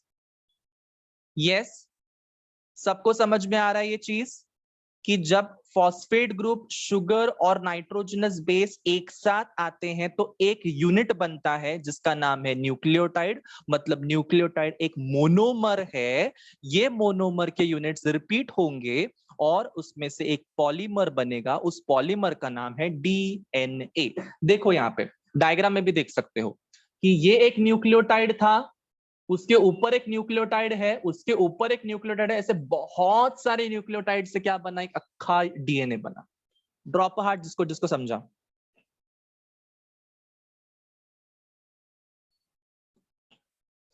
Drop heart जिसको जिसको समझा फटाफट से। चलिए ना, अब हमको क्या पढ़ना है? अब हमको ये पढ़ना है कि जो शुगर है उस शुगर का नाम क्या है। ठीक है, शुगर का नाम हमको पढ़ना है। उस शुगर का नाम है pentose sugar. Right it down, pentose sugar, PENTOSE। अब जब भी कभी तुम लोगों को शुगर का नाम हमें बताऊंगा तो शुगर का नाम किससे एंड होता है? हमेशा OSE से एंड होता है। जैसे ग्लूकोज, फ्रुक्टोज, यस, ऐसे सारे शुगर्स के जो नाम है वो किससे एंड होते हैं? ओस ओस ओस से एंड होते हैं। तो इमेजिन करो शुगर का नाम क्या है? पेंटोज। ठीक है, यहाँ पे पेंटोज शुगर का नाम ही पेंटोज क्यों दिया गया? बिकॉज ये 5 कार्बन शुगर है। 5 कार्बन शुगर को हम लोग पेंट बोलते हैं केमिस्ट्री में, पेंट। यस, 4 कार्बन को क्या बोलेंगे? 4 कार्बन को क्या बोलेंगे? जल्दी जल्दी जल्दी, 4 कार्बन को क्या बोलेंगे?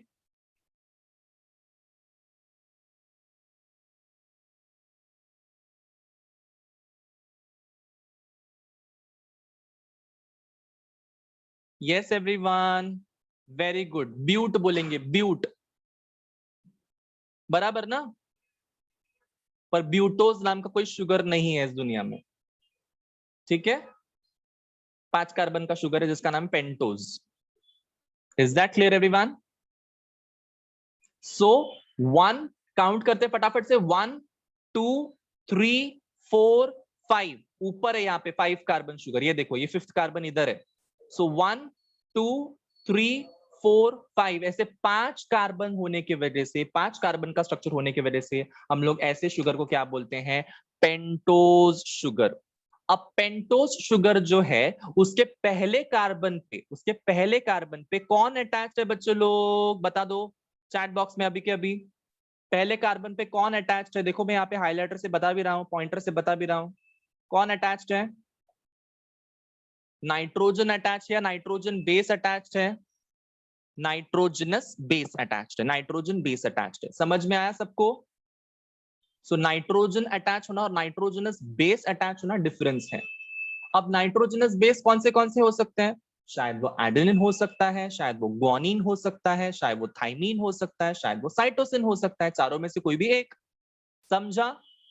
Adenine, guanine, thymine, cytosine, ATGC में से कोई भी हो सकता है क्योंकि डीएनए है ना।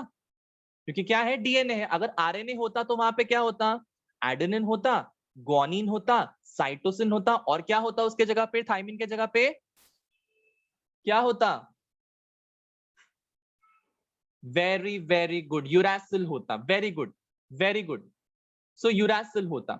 सो आरएनए में सिर्फ इतना ही डिफरेंस है कि जहां पे तुम्हारा नाइट्रोजनस बेस है जो डीएनए में ATGC चिपका हुआ रहेगा फर्स्ट कार्बन पे, उसके जगह पे AUGC, ये चारों लेटर्स में से कोई भी चिपका हुआ रह सकता है। समझाए सबको? Drop heart.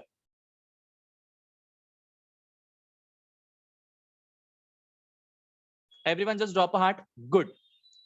ना किसको अटैच्ड है तुम्हारा? ये इंपॉर्टेंट क्वेश्चंस है जो भी मैं तुम लोग को बता रहा हूं ना, ये तुम लोग को इंपॉर्टेंट क्वेश्चंस है कि फर्स्ट कार्बन, पेंटोज शुगर के फर्स्ट कार्बन को अटैच्ड है तुम्हारा नाइट्रोजनस बेसिस। डू नॉट गलती से भी लिखना मत 5th carbon, 4th carbon, 3rd carbon, 2nd carbon. इसमें से कोई भी कार्बन के ऊपर नाइट्रोजनस बेस अटैच होता ही नहीं है। हमेशा हमेशा हमेशा फर्स्ट कार्बन के ऊपर ही पेंटोज कार्बन, पेंटोज शुगर के फर्स्ट कार्बन के ऊपर ही तुम्हारा नाइट्रोजनस बेस अटैच होता है। डन? फर्स्ट कार्बन के ऊपर ही तुम्हारा नाइट्रोजनस बेस अटैच होगा पेंटोज शुगर के। Is that clear? चलिए आगे बढ़ते हैं। 4th कार्बन पे यहां पे दिख रहा है तुमको 5th कार्बन अटैच्ड है। और 5th कार्बन पे कौन अटैच्ड है? Phosphate group. मैंने कहा तुम्हारा 4th कार्बन जो है पेंटोस शुगर का, उसके ऊपर 5th कार्बन अटैच्ड है पेंटोस शुगर का, और उस 5th कार्बन के ऊपर कौन अटैच्ड है? Phosphate group. मतलब इन शॉर्ट हम लोग क्या बोल सकते हैं, carbon number 1 of the pentose sugar is attached with nitrogenous bases, nitrogenous base, and carbon number 5 of your pentose sugar is attached to phosphate group। MCQ का favourite question है। अगर इसमें मार्क गवाया तो मैं घर में आके धुपटूंगा। ठीक है, एकदम क्लियरली मैंने बोला है कि पेंटोस शुगर के 1st कार्बन पे कौन अटैच्ड है बच्चे लोग? Nitrogenous base. पेंटोस शुगर के 5th कार्बन पे कौन अटैच्ड है बच्चों लोग? Phosphate group. Is that clear? Diamond clear, distilled water clear, सबको समझ में आया? चलिए, सो अब तक मैंने क्या बताया? न्यूक्लियोटाइड, डीएनए के न्यूक्लियोटाइड का डिस्कशन किया। मतलब डीएनए का न्यूक्लियोटाइड मतलब क्या? इट इज अ मोनोमर, और डीएनए तुम्हारा पॉलीमर है। सो ऐसे बहुत सारे मोनोमर्स एक साथ आएंगे और डीएनए बनाएंगे। फॉस्फेट ग्रुप, शुगर और नाइट्रोजनस बेस जब साथ में आते हैं, ठीक है, अमर अकबर एंथनी बोलता हूं मैं उनको कभी कभार, मतलब प्यार से। सो अमर अकबर एंथनी में शुगर, नाइट्रोजनस बेस और फॉस्फेट ग्रुप, ये क्या है? उनके अमर अकबर एंथनी है। सो ये जब साथ में आते हैं तो क्या बनते हैं? न्यूक्लियोटाइड बनते हैं। Is that clear everyone? चलिए आगे बढ़े। नेक्स्ट हमको क्या पढ़ना है? हम लोगों ने ऑलरेडी पढ़ा हुआ है, कि डीएनए जो है वो डीएनए के अंदर कौन से न्यूक्लियोटाइड रहेंगे? बता दो जरा, अभी बता ही दो तुम लोग चैट बॉक्स में, अभी के अभी बता दो कि कौन से न्यूक्लियोटाइड्स देंगे डीएनए के अंदर, जो मैं चिल्ला चिल्ला कर अभी तक बता रहा हूं। जल्दी से जल्दी टाइप करेंगे सबके सब। वेरी गुड, कार्तिक सुपरफास्ट चीता की स्पीड से आंसर दे रहा है आजकल। आजकल नहीं, हमेशा ही। एटीजीसी, गुप्ता सिबलिंग्स में भी एटीजीसी। Okay, very good. अच्छा, अमिया की इसमें एडेनिन, थाइमिन, ग्वानिन, साइटोसिन होता है डीएनए में। ओके। संतोष के इसमें एटीजीसी होता है डीएनए में। ओके। तुम लोग अपने डीएनए की बात कर रहे हो, इतना याद रखना। तो गलत बोलोगे तो गलत डीएनए लेकर पैदा हुए फिर। अमृता बोल रही है एटीजीसी, पीयूष बोल रहा है एटीजीसी, आशु बोल रहा है एटीजीसी। Very good. सो मतलब एटीजीसी का फुल फॉर्म कौन बताएगा फटाफट से चैट बॉक्स के अंदर अभी के अभी? ATGC full form? Wow, very good. Guanine, cytosine, adenine, thymine, very good। adenine, thymine, guanine, cytosine, very good। चलो, ये किसके पार्ट्स के डिस्कशन हो रहे हैं? न्यूक्लियोटाइड्स का डिस्कशन हो रहा है। किसका न्यूक्लियोटाइड का डिस्कशन हो रहा है? डीएनए के न्यूक्लियोटाइड्स का डिस्कशन हो रहा है। लेट्स टॉक अबाउट आरएनए के न्यूक्लियोटाइड्स। बताओ, आरएनए के न्यूक्लियोटाइड्स को बताओ। वेरी गुड, AUGC, सबके सब AUGC टाइप करेंगे अभी के अभी। AUGC, what is AUGC? AUGC is nothing but the RNA के nucleotides। Done, clear?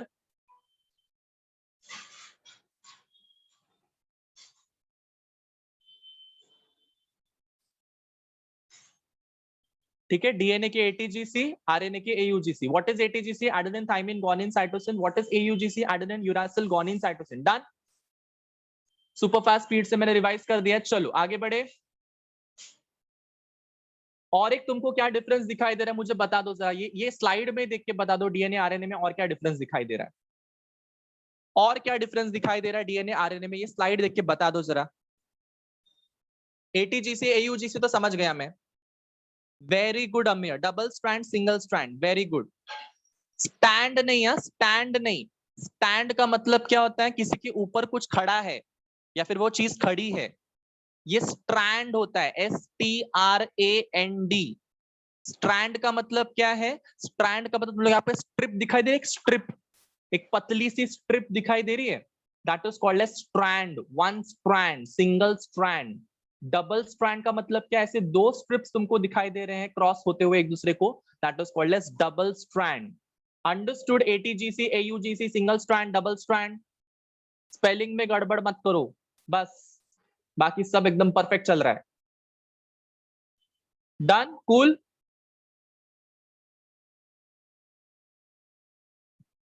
Everyone understood? आगे बढ़े।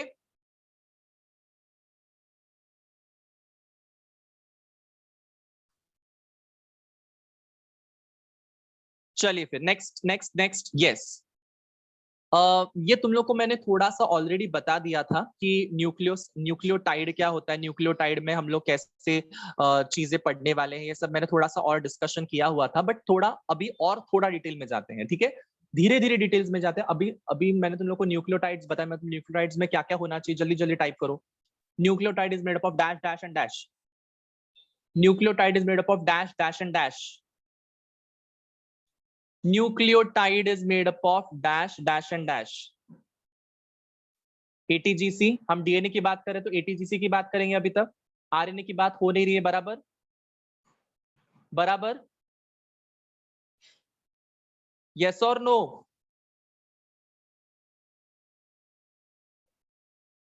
चलिए अब ध्यान दो कि फॉस्फेट शुगर और नाइट्रोजनस बेस तुम्हारा क्या बनाएगा, एक मोनोमर बनाएगा जिसका नाम क्या है बच्चों लोग, न्यूक्लियोटाइड्स, जिसका नाम क्या है, न्यूक्लियोटाइड्स। नाइट्रोजन बेस की जब बात होती है तब एटीजीसी आएगा, नाइट्रोजन बेस की जब बात आती है तब एटीजीसी आएगा, बट जब पूरा न्यूक्लियोटाइड की बात होती है तब उसमें क्या क्या रहेगा, एक फॉस्फेट ग्रुप, एक शुगर और एक नाइट्रोजनस बेस। Understood everyone? जब सिर्फ नाइट्रोजन बेस की बात आती है, नाइट्रोजन बेस मतलब क्या, adenine, guanine, thymine, cytosine, ATGC, वो किधर है, वो इधर है, नाइट्रोजनस बेस इधर है वो। बट जब मैं पूरा का पूरा तुमको न्यूक्लियोटाइड का डिस्कशन करवाता हूं, मतलब क्या है कि उसमें नाइट्रोजनस बेसिस मतलब ATGC में से कोई भी एक बेस और शुगर यहां पे होगा और फॉस्फेट ग्रुप यहां पे होगा, मतलब शुगर को दो चीजें अटैच होनी चाहिए, एक तो फॉस्फेट ग्रुप होना चाहिए और एक तो ATGC, चारों में से कुछ तो भी एक nitrogenous base. Done, cool.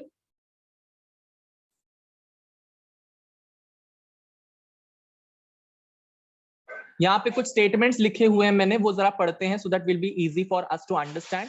Both DNA and RNA are made from nucleotides. Yes बच्चों लोग, बोथ डीएनए और आरएनए में न्यूक्लियोटाइड्स होते ही होते हैं, containing 5 carbon sugar. 5 carbon sugar मतलब कौन सा sugar, Amey, Gupta siblings, Kartik, everyone बताइए। Very very good, very good, pentose sugar 5 carbon, very good Meenakshi. Pentose sugar मतलब 5 कार्बन शुगर, ठीक है, 5 कार्बन शुगर। पेंट मतलब 5, ओस मतलब शुगर, पेंटोज, ठीक है। सो 5 कार्बन शुगर है और उस 5 कार्बन शुगर के फर्स्ट कार्बन पे कौन अटैच्ड है, कौन अटैच्ड है फर्स्ट कार्बन पे,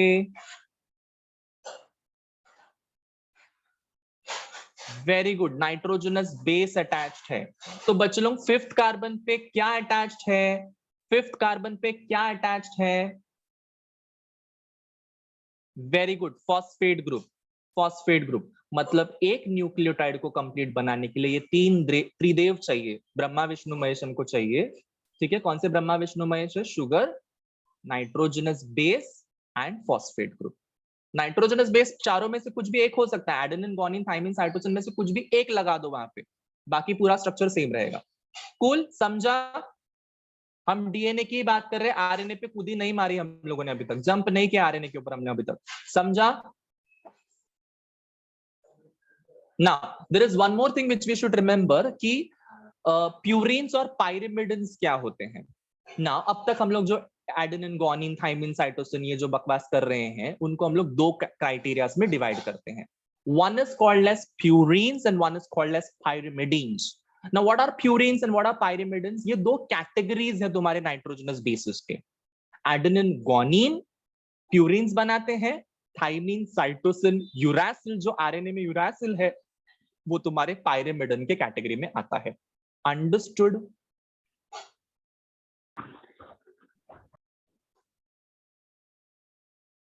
अंडरस्टूड एवरीवन? मैंने क्या बोला अभी थोड़ी देर पहले कि तुम लोग को मैंने नाइट्रोजनस बेस सिखा दिए। अब नाइट्रोजनस बेस जो है वो 2 कैटेगरीज में डिवाइड कर दिए गए, one is called as purines, one is called as pyrimidines. मैंने कहा जब प्यूरिन्स, प्यूरिन्स का मतलब क्या होता है, प्यूरिन्स में कौन से ग्रुप आएगा, प्यूरिन्स में सिर्फ एडेनिन और ग्वानिन आने वाला नाइट्रोजनस बेस के तौर पे, और पायरिमिडिन्स में 3 नाइट्रोजनस बेस आते हैं जिसका नाम है thymine, cytosine, uracil. Done, cool, समझ में आया? सबको समझ में आया?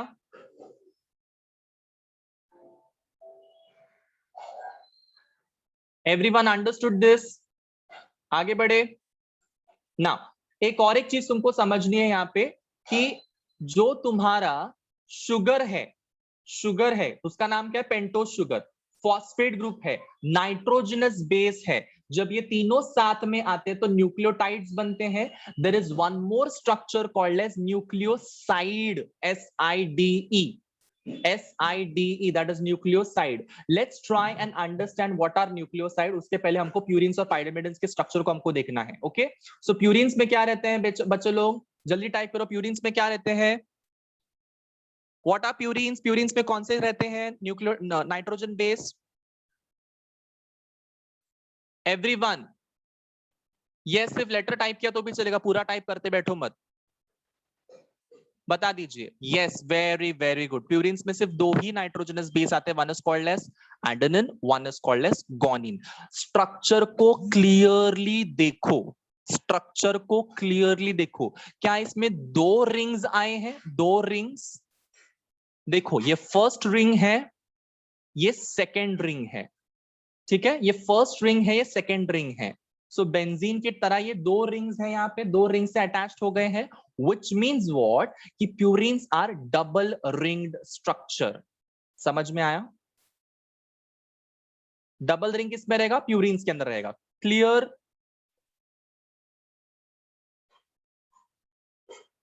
प्यूरिन्स कैसे रहते हैं? डबल रिंग स्ट्रक्चर रहते हैं। प्यूरिन्स, एडेनिन, गुआनिन कैसे रहते हैं? डबल रिंग स्ट्रक्चर रहते हैं। Understood everyone? एडेनिन के अंदर भी दो रिंग है, देखो ये one first ring, second ring. Guanine के अंदर भी दो रिंग्स है, first ring, second ring. Done? So your adenine and guanine is nothing but purines, और ये purines में हमेशा डबल रिंग स्ट्रक्चर होते हैं। इसके उल्टा होता है पाइरिमिडिन। पाइरिमिडिन में देखो, यूरासिल को एक ही रिंग है, साइटोसिन को एक ही रिंग है, थाइमिन को एक ही रिंग है।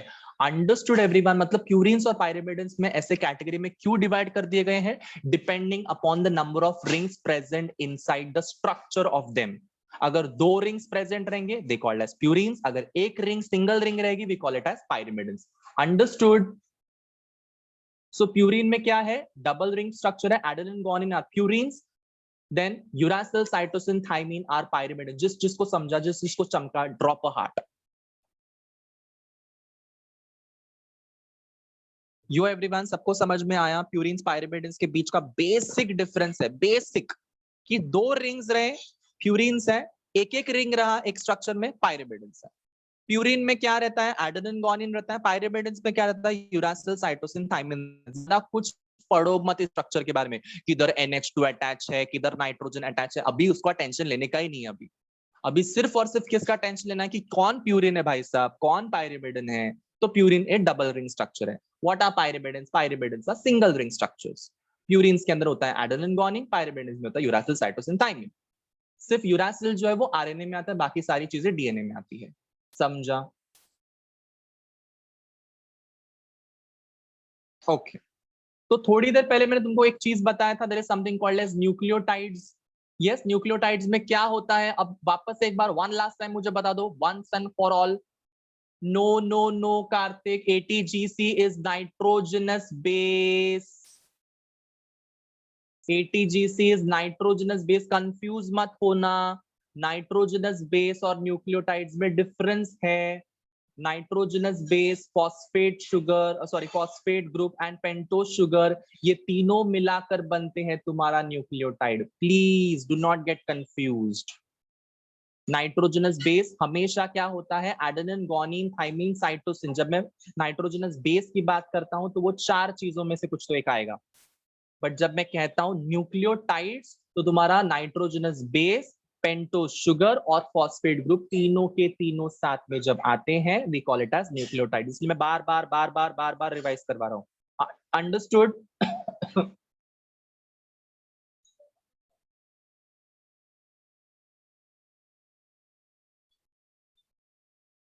ना, अब जो न्यूक्लियोटाइड्स है ना बच्चों लोग, न्यूक्लियोटाइड्स वो एक दूसरे से एक बॉन्ड के साथ में जुड़े हुए हैं। मैंने कहा बॉन्ड के साथ में जुड़े हुए हैं। उस बॉन्ड का नाम क्या है? फॉस्फोडाइईस्टर बॉन्ड। अब किसी किसी को कंफ्यूजन होता है, बहुत सारे बॉन्ड्स हम लोग पढ़ने वाले, बहुत कंफ्यूजन होता है बहुत बच्चों को कि ये फॉस्फोडाइईस्टर बॉन्ड जो है सर ये नहीं समझ में आया, ये किधर से आया।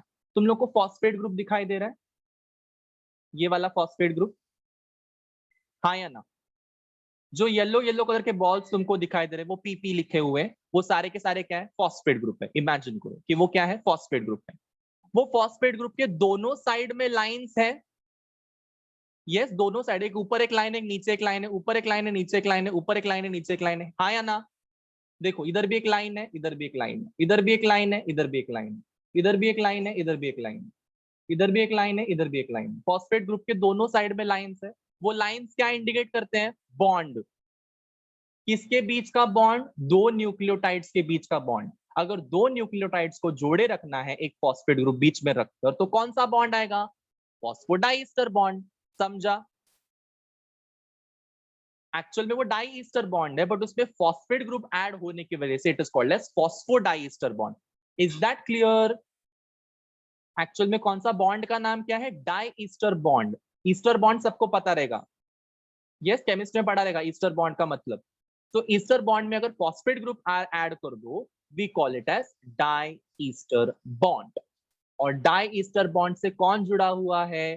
सारे के सारे न्यूक्लियोटाइड्स। न्यूक्लियोटाइड्स माने क्या? ये पूरा का पूरा स्ट्रक्चर एक न्यूक्लियोटाइड है, ये पूरा का पूरा स्ट्रक्चर दूसरा न्यूक्लियोटाइड है, ये पूरा का पूरा स्ट्रक्चर तीसरा न्यूक्लियोटाइड है, ये पूरा का पूरा स्ट्रक्चर चौथा न्यूक्लियोटाइड है। ये सारे के सारे जो बॉन्ड से जुड़े हुए ना, बैकबोन जो तुमको दिखाई दे रहा है यहाँ पे, ये बैकबोन किससे बना हुआ है? Phosphate sugar, phosphate sugar, phosphate sugar, phosphate sugar. दिख रहा है? Alternate alternate alternate, phosphate sugar, phosphate sugar, phosphate sugar. So backbone किससे बना हुआ है डीएनए का? Phosphate sugar, phosphate sugar, phosphate sugar, phosphate sugar. Exam में क्वेश्चन आता है बैकबोन किससे बना हुआ है डीएनए का? फॉस्फेट शुगर से बना हुआ है, ऑल्टरनेटली। समझ में आया? और उनके बीच में बॉन्ड कौन सा है? Phosphodiester bond. कूल। एक क्विक रिवीजन करें आज के लेक्चर का and then we can leave for today. ठीक है, क्विक रिवीजन करते हैं फटाफट से। मैंने क्या कहा? जब तुम लोग को डीएनए से आरएनए बनाना है उस प्रोसेस का नाम है ट्रांसक्रिप्शन, आरएनए से प्रोटीन बनाना है उस प्रोसेस का नाम है ट्रांसलेशन, जब डीएनए से डीएनए बनता है उस प्रोसेस का नाम है रेप्लिकेशन, आरएनए से कभी कभी डीएनए भी बनता है उस प्रोसेस का नाम क्या है? Reverse transcription. ये पूरी प्रोसेस को हम लोग सेंट्रल डॉग्मा बोलते हैं। फिर मैंने डीएनए और क्रोमोसोम के बीच का डिफरेंस बताया कि क्रोमोसोम कैसे बनता है। तो डीएनए का सुपर कॉइलिंग करके करके हिस्टोन प्रोटीन के ऊपर सुपर कॉइलिंग करते हैं, और कॉइलिंग होने के बाद में, फर्दर कॉइलिंग होने के बाद में एक स्ट्रक्चर बनता है जिसका नाम है क्रोमोसोम। क्रोमोसोम हमारे सोमैटिक सेल्स में 46 होते हैं और तुम्हारे गैमेटिक सेल्स में 23 नंबर ऑफ क्रोमोसोम्स रहते हैं। नाउ आगे मैंने क्या बताया कि जो डीएनए का जो क्या बोलते हैं, जो बिल्डिंग ब्लॉक है उसको हम लोग न्यूक्लियोटाइड बोलते हैं। उस बिल्डिंग ब्लॉक में शुगर, फॉस्फेट ग्रुप और नाइट्रोजनस बेस होना चाहिए। तो शुगर, नाइट्रोजनस बेस और फॉस्फेट ग्रुप जो रहेगा वो तीनों जब साथ में आते तो न्यूक्लियोटाइड्स बनता है। नाइट्रोजनस बेसेस 4 प्रकार के होते हैं डीएनए में: adenine, guanine, thymine, cytosine. There is no uracil because uracil is present in case of RNA. Thymine के जगह पे यूरासिल होता है। डीएनए आरएनए में और एक बेसिक डिफरेंस क्या है कि डीएनए में डबल स्ट्रैंड होते हैं, आरएनए में सिंगल स्ट्रैंड होते हैं। जो तुम्हारा डीएनए और आरएनए वो न्यूक्लियोटाइड से बना हुआ है, उस न्यूक्लियोटाइड्स में एक 5 कार्बन शुगर होता है जिसका नाम पेंटोज शुगर, एक फॉस्फेट ग्रुप होता है और एक नाइट्रोजनस बेस होता है। ये सारे सारे के एक साथ जब आते हैं तो उसको हम लोग क्या बोलते हैं? मोनोमर्स। और monomers is nothing, monomers of your DNA is nothing but what? Nucleotides. मैंने कहा प्यूरिन्स और पायरिमिडिन्स तुम्हारे नाइट्रोजनस बेसिस के दो कैटेगरीज हैं। प्यूरिन्स में डबल रिंग होता है, पायरिमिडिन्स में सिंगल रिंग होता है। प्यूरिन्स में एडेनिन, गुआनिन एग्जांपल है, पायरिमिडिन्स में थाइमिन, साइटोसिन, यूरासिल एग्जांपल है। प्यूरिन्स में डबल रिंग होता है, पायरिमिडिन्स में सिंगल रिंग स्ट्रक्चर होता है। यूरासिल पायरिमिडिन के स्ट्रक्चर्स में आता है। फिर जो न्यूक्लियोटाइड्स रहते हैं वो फॉस्फोडाइस्टर बॉन्ड से जुड़े हुए हैं। एमसीक्यू का फेवरेट क्वेश्चन है। Is that clear everyone? Done done done, सबको समझ में आया? Drop a heart.